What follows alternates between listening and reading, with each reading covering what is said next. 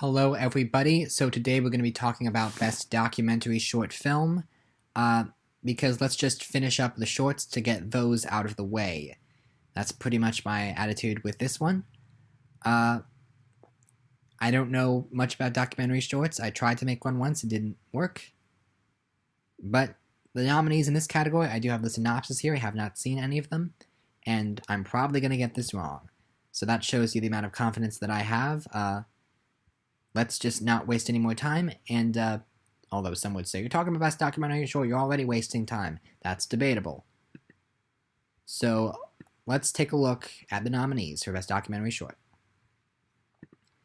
Fifth most likely to win is Lifeboat. Okay, the synopsis is, volunteers from a German nonprofit risk the waves of the Mediterranean to pluck refugees from sinking rafts pushing off from Libya in the middle of the night. Lifeboat puts a human face on one of the world's greatest contemporary global crises and provides a spark of hope surrounding how civil society can intervene in the refugee crisis in a meaningful way. Okay, so this is a short film about Aleppo, and I think we might kind of be past that. And not to make light of the incident or anything like that, it's just that 2 years ago we had a documentary about this won the Oscar for documentary short, and then last year we had a nominee about it in category, and that it just feels like it's not as relevant as it once was. Again, not to sound offensive, but I feel that in terms of what Academy voters are, what they're thinking about, I feel that a lot of people will sort of have a been there, done that vibe about this short film. Like, we gave this to a short film about Aleppo 2 years ago. We don't need to rehash this. I just don't feel like this has what it needs to win. Fourth most likely to win is A Night at the Garden. So the synopsis for this one is archival footage of an American Nazi rally that attracted 20,000 people at Madison Square Garden in 1939, shortly before the beginning of World War II. So, now the gist of this is, look, it's Nazis in New York right before everything went bad and the war started, and I guess the idea is that they may kind of draw parallels between the rallies of back then and the rallies of today, which I'm all for people making that comparison because things are not that great today, but I don't know, a lot of people might be like, oh, just an old footage of Nazis, like if Aleppo is not relevant, then this, people will say, really isn't relevant, even though it kind of is, but I haven't seen the film. I don't know how strongly they make the comparison. But I just feel that there's not a whole lot of new stuff in this short that'll make people want to vote for it. Third most likely to win is Black Sheep. The synopsis is, Cornelius's mother, scared for her son's safety, moved their family out of London. Cornelius suddenly found himself living on a white estate run by racists. Rather than fight back, Cornelius decided to become more like the people who hated him, but as the violence and racism against other black people continued, Cornelius struggled to marry his real identity with the one he had acquired. So, this one sounds vaguely interesting, but I feel like we've seen similar themes to this explored in BlacKkKlansman, and I feel that I don't know. I just don't know if this has what it takes to win, because I feel that a lot of people are just going to see it as, oh, race relations. Like, we can award movies about that in the feature film categories. Why do we have to get to this in the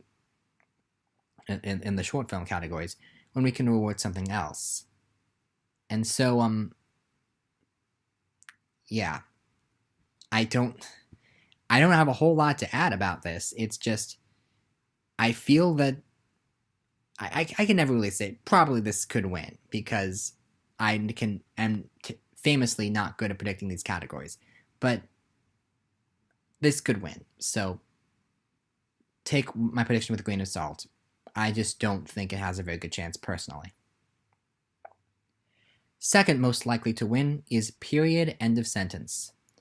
So the synopsis for this one is, In an effort to improve feminine hygiene, a machine that creates low-cost biodegradable sanitary pads is installed in a rural village in northern India. Using the machine, a group of local women is employed to produce and sell pads, offering them newfound independence and helping to destigmatize menstruation for all. Okay, so I was legitimately a little bit uncomfortable just reading that, so I can only imagine what it's like to actually watch it. I'm a guy. I don't understand how periods work, and I don't want to. And I feel that this one apparently is on Netflix, and apparently it has backing behind it, and apparently it's good.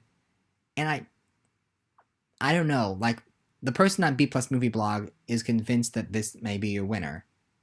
But I just don't know if I can see it winning because I think some Academy voters might straight up be uncomfortable with it. And I guess part of it is that we're going to destigmatize it, but just because you claim to destigmatize something that makes other people feel uncomfortable doesn't mean it's going to make other people feel less uncomfortable. Some Academy voters may decide they don't even want to see it, or may feel uncomfortable watching it. I don't know. Remember, it's mostly older gentlemen that are watching these, so that's the majority of the Academy. So I just don't think I can see this winning. People say it's number one, that it has a real chance, but something about this just rubs me the wrong way, and I guess I'm tempted to not put this one, because if I put this one, I feel it's gonna lose. I don't know. I guess in the past there have been documentary shorts that looked like a solid frontrunner, and I've gone for them, and they haven't won. And so if people say this is the frontrunner and this is what everyone else is predicting, okay, I won't predict it this time. I'm going to predict number one most likely to win, my official prediction, Endgame. The synopsis for this one is: facing an inevitable outcome, terminally ill patients meet extraordinary medical practitioners seeking to change our approach to life and death. So this one sounds very, very similar to another short film that I watched a few years back called Extremis, which is a great short, and probably should have won, but maybe they'll see this as a makeup award, like we'll give this to you because the other one should have won. It's also on Netflix, so it's popular, and it's something that we can all relate to. It's the dangers of people in the emergency room at the end of their lives, having to make difficult decisions. Like, when people... I am legitimately curious about people who work in emergency rooms and have to see life or death situations all the time, and do they become numb to it, or does it continually affect them? I think this is legitimately interesting. I may actually just watch this on Netflix, even though it probably will be very emotional. I don't know. It just feels... And Period feels like such an I don't know how to phrase it, but Period feels like the one everyone else is going to go for, and it's going to be wrong in the end. And I'm just going to stick to my guns and say Endgame, because it's the one that sounds the most intriguing to me, and the one that a lot of people are going to be tempted to go for. So, I don't know. I think...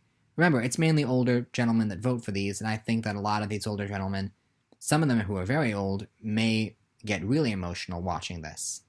So, I just feel that this has a good shot at winning, and I'm going to predict it. And maybe this year I might actually get one of the short film categories right. So, those are my predictions. Thank you so much for watching, and I will see you next time. Bye.